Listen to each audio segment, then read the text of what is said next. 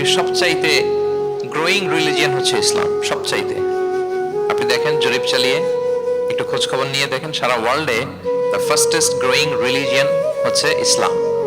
সবচাইতে বাড়ন্ত, যেই ধর্মের ভেতরে মানুষ বানের পানির মতো প্রবেশ করছে, সেই ধর্মটার নাম কি? ইসলাম।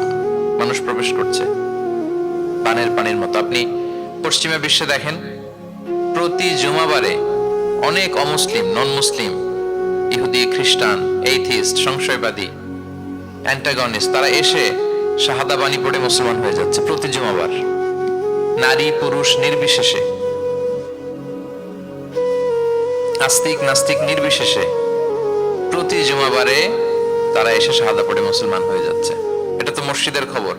রাস্তাঘাটেও আমাদের পশ্চিমা বিশ্বের দায়ীরা রাস্তার মধ্যেও দাওয়াতি কাজ করে, আলহামদুলিল্লাহ। এটাকে স্ট্রিট দাওয়া বলে। এই যে এরকম টেবিল নিয়ে বসে কোরআনের ট্রান্সলেশন নিয়ে, কিছু ইসলামের সহজ সরল বই নিয়ে তারা নন মুসলিমদের সাথে ইসলাম নিয়ে কথা বলে। আর ওরা খুব ফ্রেন্ডলি, মানুষের সাথে মেশে কথা বলে, ফলে ইজিলি তাদেরকে অ্যাপ্রোচ করা যায়।